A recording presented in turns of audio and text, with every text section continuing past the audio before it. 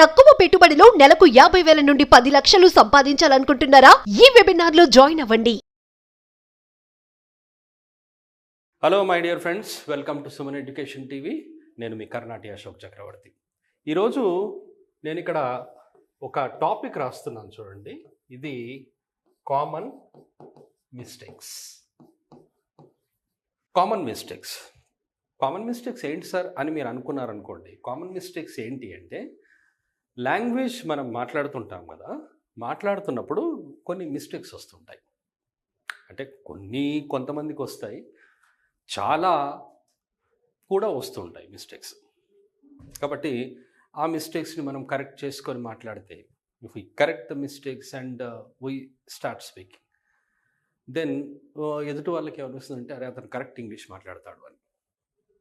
అలాగని మనం ఏమైనా రాంగ్ వర్డ్స్ కానీ, రాంగ్ సెంటెన్సెస్ కానివ్వండి, ఏమైనా చిన్న చిన్న మిస్టేక్స్తో మనం మాట్లాడామనుకోండి, అది పెద్ద క్రైమ్ కాదు. బట్ లాంగ్వేజ్ మాట్లాడుతున్నప్పుడు కరెక్ట్గా మాట్లాడితే బాగుంటుంది కదా అని మనం ఒకసారి అనుకున్నాం. కామన్ మిస్టేక్స్ ఏంటి అంటే, చాలామంది ఎలా వస్తున్నావు నువ్వు అంటారు.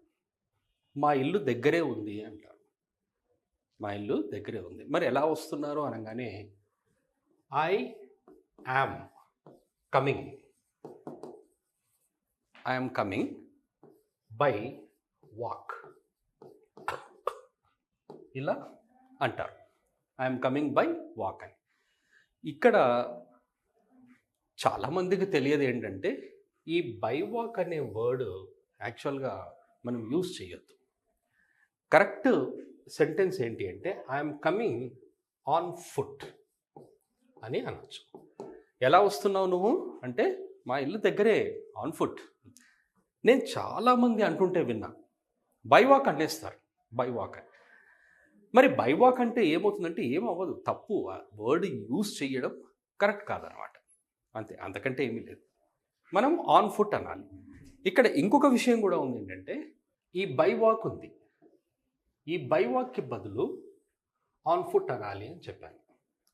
ఇంకొక వర్డ్ ఏదైనా ఉందా సార్ అని మీరు అన్నారనుకోండి. ఏముంది అంటే చూడండి, ఇక్కడ వాకింగ్ అనే వర్డ్ కూడా మనం యూజ్ చేయొచ్చు. ఒకసారి ఇక్కడ అబ్జర్వ్ చేయండి. వర్డ్స్ మనం జనరల్గా యూజ్ చేసేది బై వాక్. మనము బై వాక్ని యూజ్ చేస్తాం, కానీ ఈ వర్డ్ యూజ్ చేయకుండా ఇది నాట్ కరెక్ట్ అనుకోవచ్చు. యూజ్ చేయాల్సిన వర్డ్స్ ఏంటి అంటే, వాకింగ్ ఆన్ ఫుట్.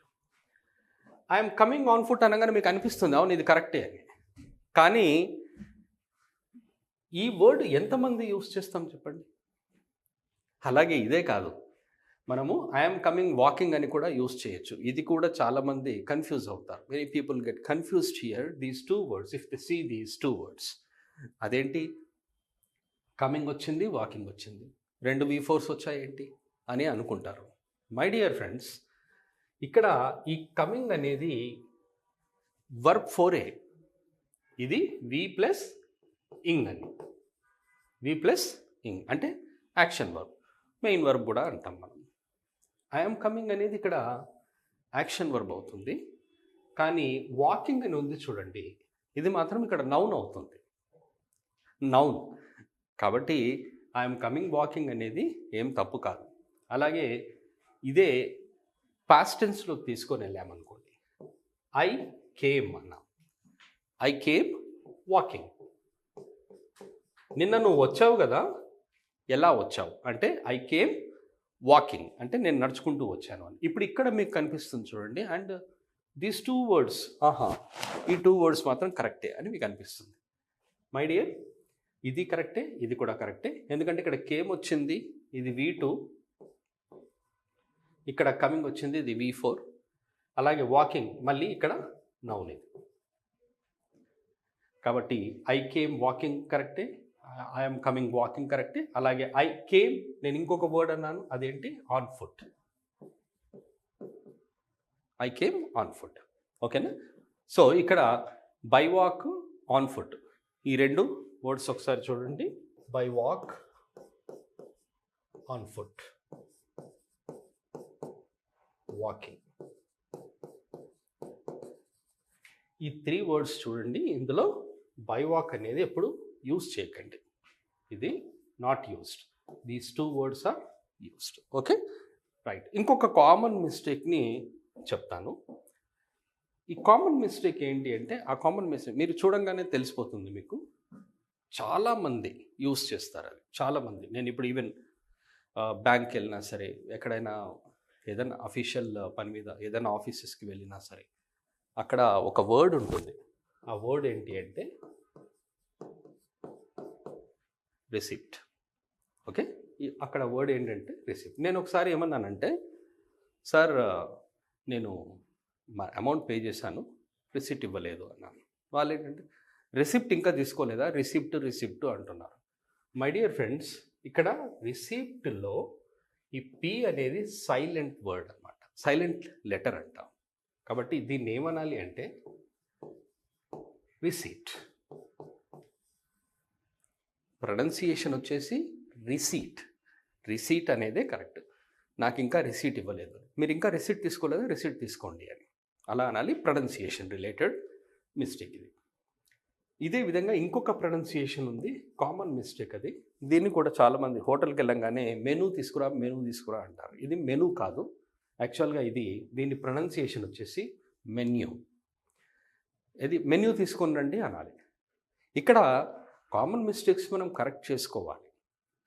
కానీ ఎంతమంది ఈ కరెక్ట్ ప్రొనౌన్సియేషన్స్ యూజ్ చేస్తారు, కరెక్ట్ వర్డ్స్ యూజ్ చేస్తారు? మనం ఏంటంటే తెలుసుకోవడంలో తప్పలేదు. కాబట్టి రిసీప్ట్ కాదు, ఇది రిసీట్ అనాలి. అలాగే మెనూ కాదు, అది మెన్యూ అనాలి. Okay, right my dear. ఇవి కామన్ మిస్టేక్స్ మనం చూసాము. మళ్ళీ ఇంకా కొన్ని కామన్ మిస్టేక్స్ చూస్తాము. అలాగే సుమన్ టీవీ కోఆపరేషన్తో మనము క్లాసెస్ స్టార్ట్ చేస్తున్నాము. నా క్లాసెసే ఉంటాయి, online sessions. Everyday 2 hour session ఉంటుంది, ఎవ్రీడే 2 hour సెషన్. అలాగే 25 days కోర్స్ ఉంటుంది. ఇది సండేస్ క్లాసెస్ ఉండవు. ఇక్కడ స్క్రీన్ పైన కనిపిస్తున్న నెంబర్ ఏదైతే ఉందో దానికి కాల్ చేయండి, మీకు డీటెయిల్స్ అన్నీ కూడా క్లియర్గా ఇస్తారు. ఆ డీటెయిల్స్ని ఫాలో అవుతే మీకు క్లాసెస్ ఉంటాయి. ఇంట్రెస్ట్ ఉన్న స్టూడెంట్స్ దానికి కాల్ చేయండి. గుర్తుపెట్టుకోండి, క్లాసెస్ వచ్చేసి 2 hour సెషను, ఎవ్రీడే 25 days. అలాగే మీకు స్పోకెన్ ఇంగ్లీష్ అన్నమాట, ఇంగ్లీష్ని లాంగ్వేజ్ని డెవలప్ చేసుకునే course. Okay, thank you very much friends. I hope you have understood this and you have understood about the classes also. We'll meet in the next session.